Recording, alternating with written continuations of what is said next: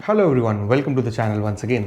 And इस बार I am going to explain you something which you've asked for. मैंने अपना एक लास्ट वीडियो बनाया जिसमें मैंने आपको बताया कि गूगल कैलेंडर और नोट्स का उपयोग मैं कैसे करता हूँ अपनी लाइफ को सिंक्रोनाइज करने के लिए. After watching my video a lot of people came to me questioning about Google calendar. बहुत से लोगों को पता ही नहीं था कि गूगल कैलेंडर होता क्या है, क्योंकि बाय डिफ़ॉल्ट सैमसंग के फ़ोन हो या ओप्पो या वीवो उनके खुद के कैलेंडर्स होते हैं और lot of people use iPhone और वहाँ पर भी गूगल कैलेंडर लोग बाद में यूज़ करते हैं, पहले एप्पल कैलेंडर यूज़ करते हैं, विच इज़ गुड. कैलेंडर कोई भी हो, इट वर्क्स वेरी वेल. लेकिन आपकी लाइफ को ऑर्गेनाइज करने के लिए मैं पर्सनली गूगल कैलेंडर यूज़ करता हूँ और उसमें मुझे बेनिफिट जो मिलता है वो आपको बताने वाला हूँ कि आप अपनी ज़िंदगी को कैसे ऑर्गेनाइज कर सकते हैं. एंड काफ़ी लोगों ने मुझे ये सवाल पूछा कि गूगल कैलेंडर है क्या, क्योंकि हमारे कैलेंडर में तो कुछ सर्टेन फीचर्स नहीं है available. And more than that people also wanted to know how to actually use it.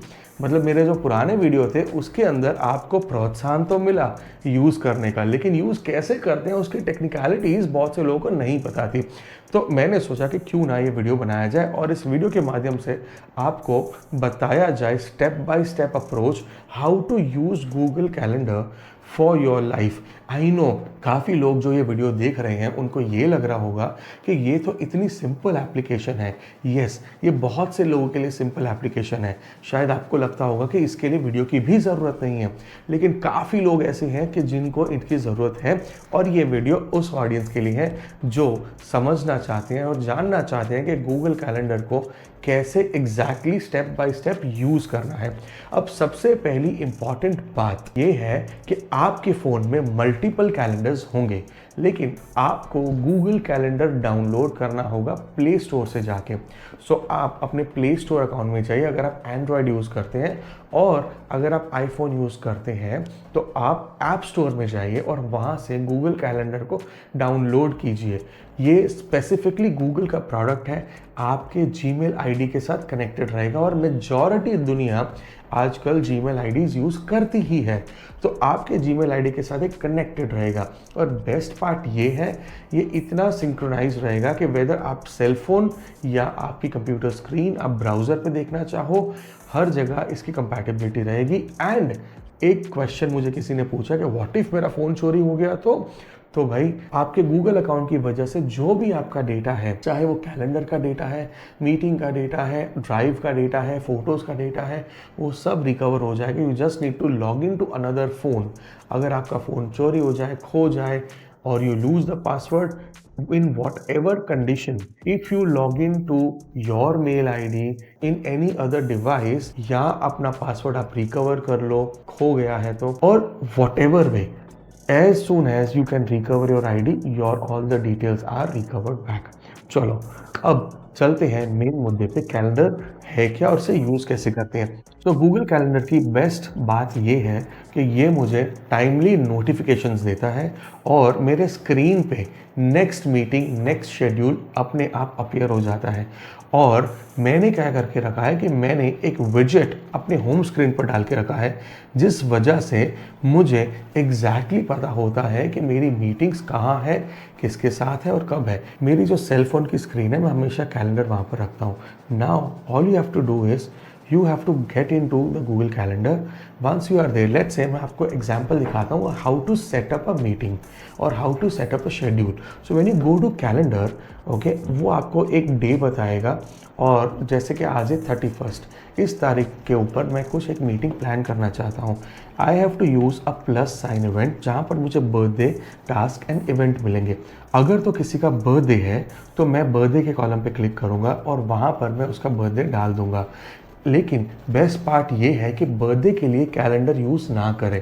Birthday के लिए आप गूगल कॉन्टैक्ट्स यूज़ करें, कॉन्टैक्ट्स में जाएं और वहाँ जाके बर्थडे सेट करें.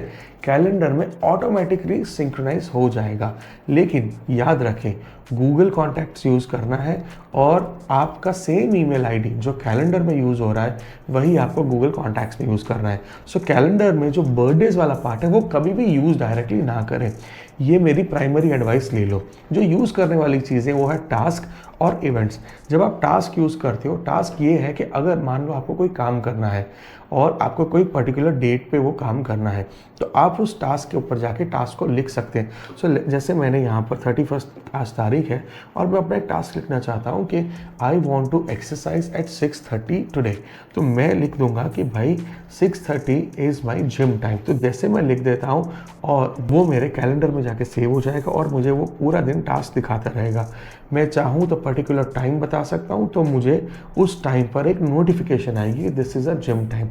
अभी जो टास्क है ये पूरा दिन आपकी कैलेंडर स्क्रीन पर रहेगा जब तक इसे मार्क एज कंप्लीट नहीं करते। अगर मैंने कोई दूसरा टास्क करना है, मतलब मुझे किसी को फ़ोन करना है, इंपॉर्टेंट कॉल्स करने हैं, या मुझे किसी को ईमेल लिखना है, वो मैं सब यहाँ पर लिख सकता हूँ टास्क में। तो जब मैं ये लिखता हूँ तो ये कैलेंडर में बैठ जाता है और मेरी स्क्रीन पे ब्लिंक करता रहता है जब तक मैं वो टास्क ख़त्म ना कर दूँ। इसके बाद आता है जब गूगल कैलेंडर आप ओपन करते हैं तो उसमें आपको मिलता है इवेंट। इवेंट में हम जाते हैं, यहाँ पर हमें टाइटल डालने का ऑप्शन मिलेगा, तो जहाँ पर मैं कोई इवेंट क्रिएट कर सकता हूँ। लेट्स से मैं लिखता हूँ कि meeting with my business partner कालशन। मेरी मीटिंग है उसके साथ और यहाँ पर टाइम बताया गया है, ड्यूरेशन। तो आई कैन सिलेक्ट, यहाँ तो मैं पूरा दिन सिलेक्ट कर सकता हूँ, ऑल डे, लेकिन अगर मेरा एक ड्यूरेशन है तो मैं ड्यूरेशन सिलेक्ट करूँगा। लेट्स से 10 से 11 बजे इंडियन स्टैंडर्ड टाइम के हिसाब से। और बेस्ट पार्ट ये कि इंडियन स्टैंडर्ड टाइम की जगह पे अगर मेरी मीटिंग यूएस के टाइम के हिसाब से, अगर मैं वहाँ का पैसिफिक स्टैंडर्ड टाइम पीएसटी भी सिलेक्ट कर दूँ, तो बेस्ट पार्ट ये है कि जिससे ये रिसीव होगा कैलेंडर, उस टाइम पे ये बजने लगेगा। तो मुझे मेरे टाइम जोन के हिसाब से बजेगा और उनको उनके टाइम जोन के हिसाब से, और हमारी सिंक्रोनी रहेगी। मतलब सामने वाले को, अगर वो मुझे सामने वाला बोलता है कि मेरे रात के 9 बजे की मीटिंग सेट करो, तो मैं पैसिफिक स्टैंडर्ड टाइम के 9 बजे की मीटिंग सेट करूँगा, तो ऑटोमेटिकली इंडियन टाइम के हिसाब से वो कन्वर्ट करके मुझे एग्जैक्टली वो टाइम पर मुझे नोटिफिकेशन देगा। या वाइस वर्सा, मैंने 10 बजे इंडियन स्टैंडर्ड टाइम पर अगर मीटिंग सेट की है तो उनको उस हिसाब से वहाँ पर मीटिंग बजेगी। So both of them are synchronised. इसके बाद में ऐड पीपल का ऑप्शन आता है, जहाँ पर जाके मैं कोई ईमेल आईडी ऐड कर सकता हूँ। तो इस सिनेरियो में अपने मैं बिजनेस पार्टनर का ईमेल आईडी ऐड कर देता हूँ, और जैसे ही मैं मेल आईडी ऐड करता हूँ, ये it asks me more that whether it is an online meeting. अगर ऑनलाइन है तो गूगल मीट की लिंक इसके अंदर ऑटोमेटिक आ जाती है और सामने वाले को मेल पे चली जाती है। तो उससे अगर मेरी वीडियो कॉन्फ्रेंस है तो वहाँ पर क्लिक करके वीडियो कॉन्फ्रेंस ऑन हो जाएगी।